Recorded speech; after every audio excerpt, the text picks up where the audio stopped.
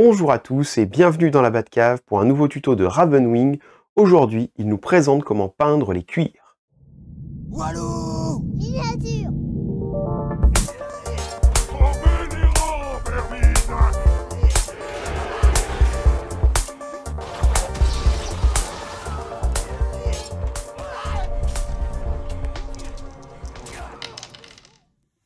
Bonjour à tous, et nous revoilà pour un tuto peinture. Aujourd'hui, l'objectif est de peindre des cuirs et vous montrer une technique pour peindre des cuirs. Alors il y en a plusieurs, mais voici moi celle que j'utilise. On peut peindre des cuirs de différentes couleurs, hein. Bien sûr en fonction de ce qu'on utilise. On peut arriver à des choses comme ceci, avec des cuirs un petit peu plus jaunes. L'objectif est pour refaire ressortir ces cuirs, c'est de partir sur une base bleue, bleu un peu vert, qui va donner de la profondeur entre guillemets au cuir, et on voit certaines nuances un petit peu de vert. On peut, en fonction des peaux qu'on utilise, bien sûr avoir des cuirs complètement différents. Et ça peut donner des choses comme ceci. Alors on va partir sur une figurine Shatterpoint, parce que c'est plus simple à peindre. Vous verrez mieux qu'une figurine Game of Thrones, mais vous voyez, on peut faire aussi des lanières en fonction avec des éclaircissements un petit peu orangés ou des éclaircissements un petit peu jaunes, comme on a vu sur la figurine avant. Et ces cuirs, en fait, cette façon de peindre les cuirs va nous permettre aussi de peindre des chevaux avec la même technique. Ça permet en fait de peindre le marron, je dirais, en général. Après, tout dépend des peaux qu'on utilise, mais on peut avoir des nuances de marron complètement différentes en fonction des couleurs, mais la technique reste la même de base. Alors, pour ce faire, en termes de peau, je vais utiliser... comme d'habitude, hein, moi j'ai l'habitude d'utiliser Scalecolor, mais ça marche avec un bleu un peu foncé, auquel au début je vais le mélanger avec le Walnut, qui est un marron un peu beige. Et je terminerai en fait les éclaircissements avec un marron jaune qui tire clairement sur le jaune pour éclaircir le cuir. Ça donnera... si tout va bien, quelque chose de comme ça au niveau des bottes et des gants de Béliche. Pardon.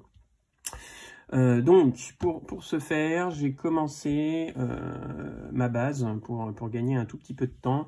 Donc, j'ai commencé ma base sur ce chasseur de primes, base un petit peu bleu-vert. Donc, j'ai utilisé donc le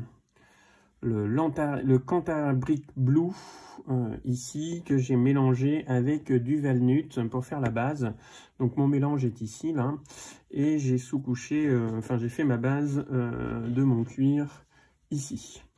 Une fois que j'ai cette base là, je vais continuer à éclaircir au Walnut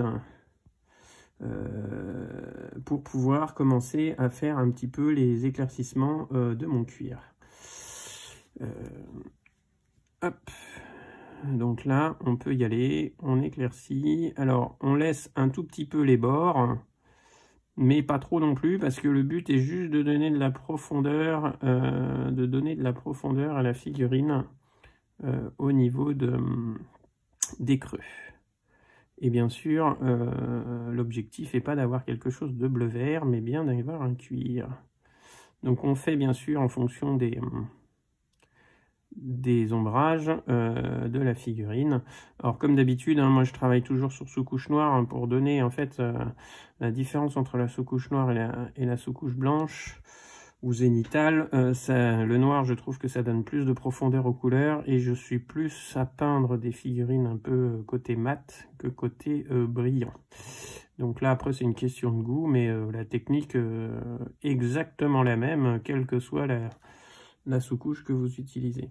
Alors vous voyez, je mets pas énormément d'eau, hein. J'ai mis une toute petite goutte d'eau au départ, mais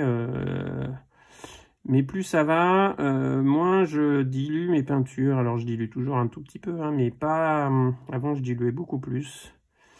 Et en fait, le fait de ne pas diluer, déjà, ça permet de gagner un petit peu de temps sur les couleurs. enfin sur le nombre de couches qu'on passe. Et puis ça donne un peu plus de profondeur. Ça donne un peu plus de profondeur. Alors on y passe moins de temps, hein, bien sûr. Si on veut y passer beaucoup de temps et faire des dégradés, bah, on peut passer plusieurs couches et diluer un peu plus sa peinture. Alors là, bien sûr, là sur les creux en dessous de la jambe, je passe un peu moins de couleur pour pouvoir garder la profondeur du bleu et en fonction des ombrages que je veux obtenir.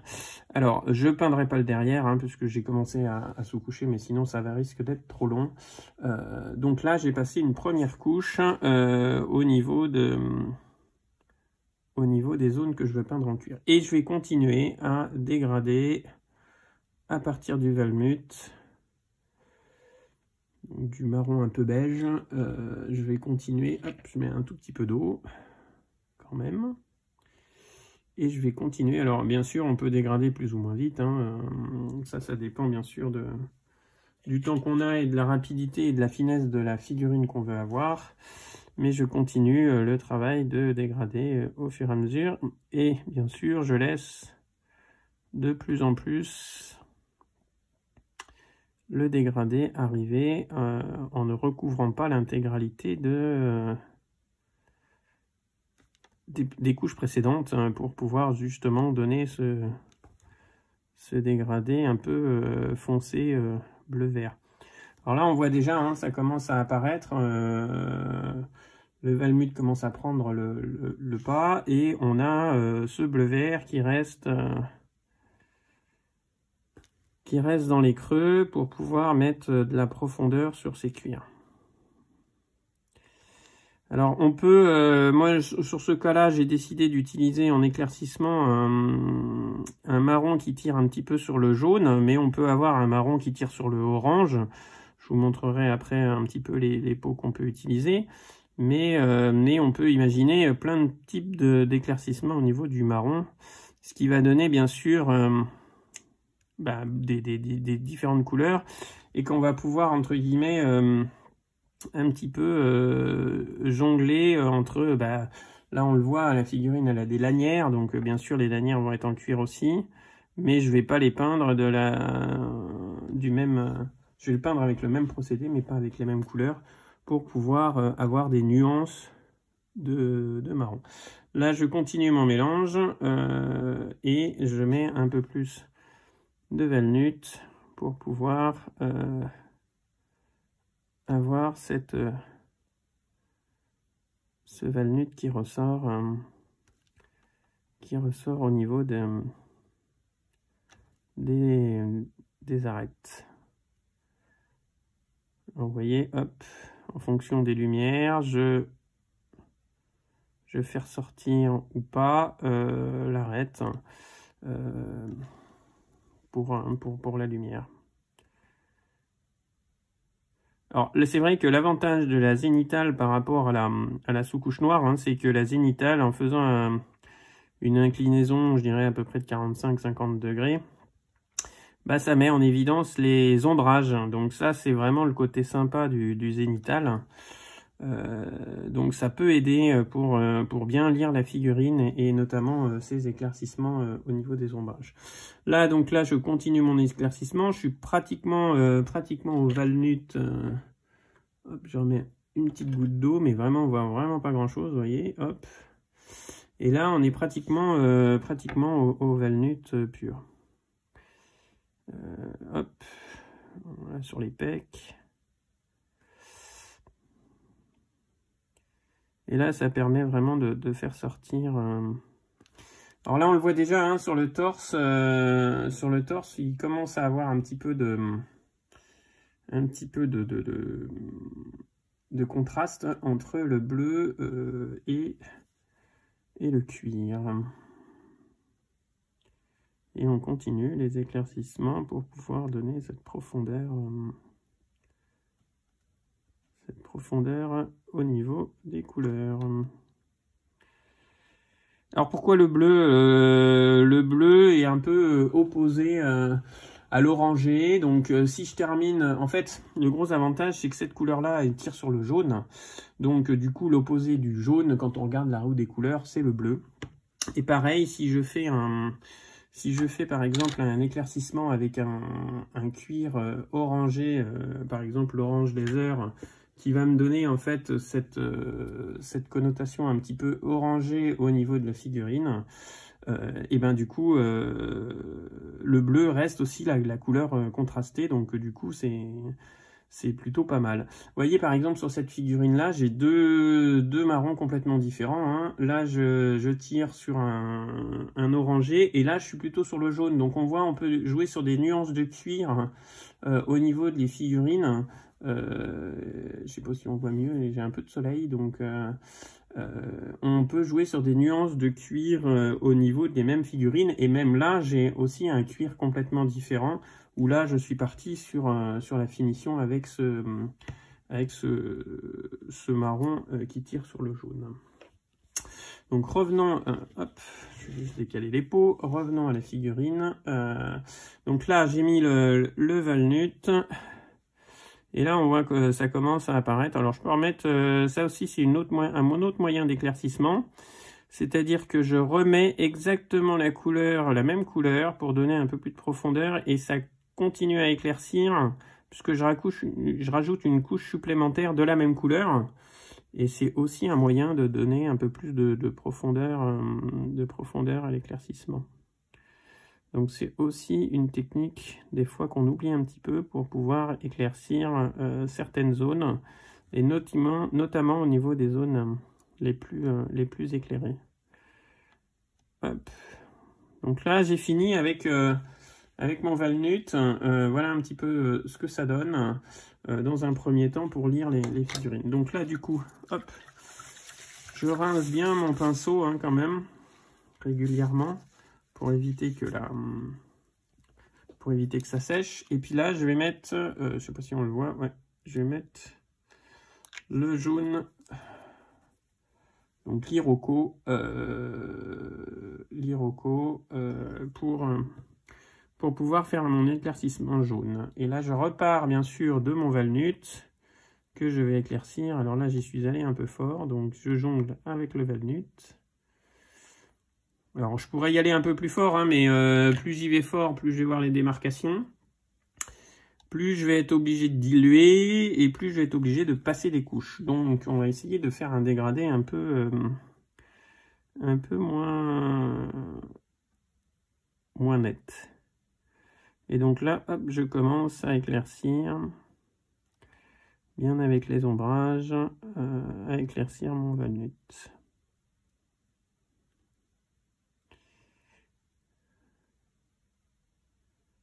Ce qui commence à dessiner un petit peu le cuir Alors là, on le voit quand je suis un peu trop sec. Faut pas hésiter à remettre un tout petit peu d'eau. Au pire, si vous mettez trop d'eau, la conséquence, elle va pas être dramatique, hein, à part si vous avez un lavis, mais ça c'est autre chose. Mais il faudra passer une couche supplémentaire sur votre dégradé. Donc il n'y a pas non plus de drame à mettre un peu trop d'eau. De toute façon, si vous n'êtes pas assez dilué, vous le sentez, la peinture se pose pas sur la figurine. Et donc, c'est là qu'il faut mettre un peu d'eau pour que le pinceau puisse glisser sur la figurine et imprégner, bien sûr, la figurine de la couleur. Hop. Donc là, au niveau du genou, les arêtes.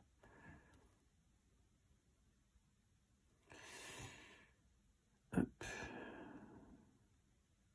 La même technique, je repasse un petit peu la même couleur pour pouvoir accentuer le dégradé.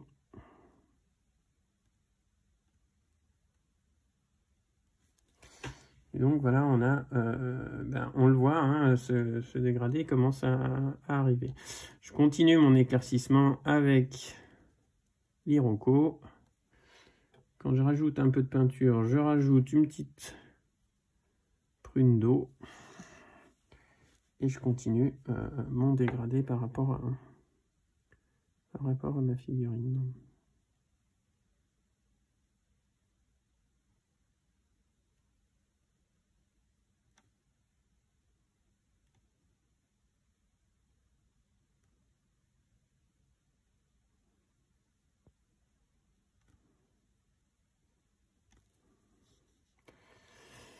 Voilà.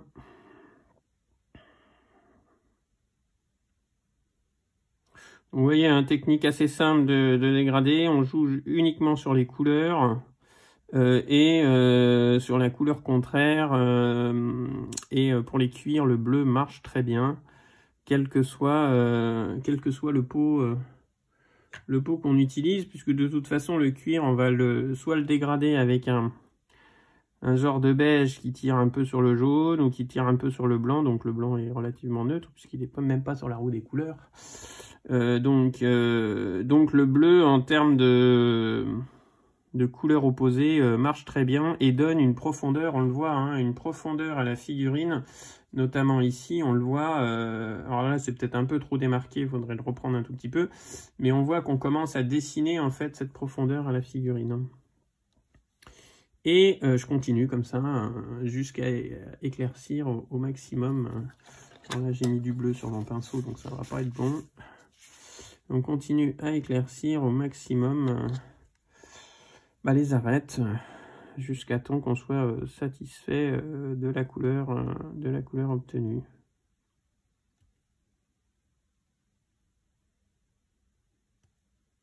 Le but étant sur les arêtes de presque finir, on peut finir à l'Iroquois, hein, enfin l'Iroquois, non, l'Iroko. Mais ça donne, en fait, le but est vraiment d'avoir un contraste marqué entre le bleu vert et puis les arêtes qui se profilent au niveau de la figurine. Alors là, sur cette figurine, on aurait pu même imaginer un cuir différent entre les jambes, ce qui aurait donné potentiellement sur la figurine un contraste encore plus important. Et voilà, donc là on termine avec les arêtes. Hop, directement en Iroquois. Alors si vous voyez, et là c'est un petit peu le cas, ma transition est un peu trop franche ici, je remets de l'eau et je tire ma transition pour la voir un peu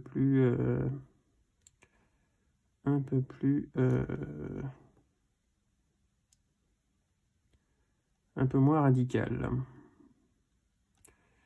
Hop.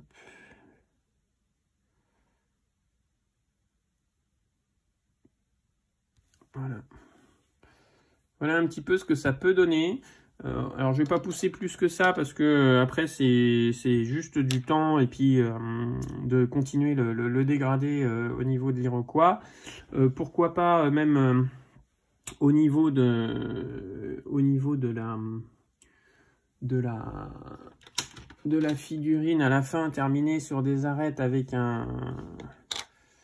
un beige très clair qui tire sur le blanc, hein, pour donner encore plus de profondeur. Mais là, il faut vraiment aller sur un petit bout de l'arête. Et vraiment, c'est un pic de lumière. Hein, donc, faut pas hésiter là, par contre, à diluer la peinture pour pouvoir... alors, faut pas qu'elle s'étale, mais diluer la peinture. On pourrait imaginer, par exemple, une arête juste ici pour faire un coin de peinture ou juste ici au niveau de la figurine. Ça permet de contraster encore plus la figurine et on peut arriver à des choses, donc comme je vous montrais au début, de ce style-là au niveau des bottes et au niveau des gants, par exemple sur un Bellish. Ça permet en fait d'avoir cette petite éclaircissement. Alors il peut être soit au niveau le pot que je vous ai montré blanc, soit on peut avoir aussi un sable vert par exemple, donc qui tire un jaune qui tire un peu sur le vert. Ça donne des nuances, en fait sur les arêtes on le voit ici, hein, ça donne des nuances, c'est par exemple là le petit point que j'ai mis ici, ça donne des nuances et des éclaircissements et ça donne encore plus de profondeur parce que ça contraste encore plus avec le bleu. Là par exemple sur ce cuir ici là, la bourse, sur le cuir de la bourse, et j'ai utilisé la même technique, donc c'est le bleu cantabrique et j'ai utilisé le brown laser et j'ai éclairci au niveau de l'orange laser et ça donne en fait vous voyez cette nuance un petit peu de cuir. Donc là on voit encore un petit peu le vert de départ, et bien sûr on éclaircit au fur et à mesure avec donc le brown laser dans un premier temps, et puis on éclaircit dans un second temps avec le marron orangé. Donc ça donne vraiment des notions de cuir différents. Et par exemple sur la ceinture, j'ai utilisé encore un autre cuir, un autre marron qui est le Red Laser. Alors celui-là tire un peu sur le rouge. Donc j'ai pris le bleu de base, le Red Laser, et j'ai éclairci avec l'orange laser pour donner cette notion d'orange. Mais vous voyez, ça ne donne pas totalement la même couleur que le sac au niveau de Bellish. Voilà un petit peu ce que je voulais vous présenter en termes de cuir. Il y a une technique avec le contraire. Et puis après, vous faites varier les couleurs en fonction de ce que vous voulez avoir en fait comme rendu. Si c'est plutôt un rendu orangé, un rendu jaune, ou par exemple un petit peu plus marron. Là, c'est le cas sur les chevaux. Je voulais pas donner un côté, côté orangé est bien, mais ça donne pas un côté naturel non plus. Donc là, j'ai poussé un peu moins les éclaircissements, même si on voit les différences de contraste, et ça contraste très bien au niveau des creux. Voilà, donc je vous remercie, et puis j'espère que vous avez aimé ce tuto. Si c'est le cas, n'hésitez pas à mettre un petit pouce, et puis je vous dis à très bientôt. Salut!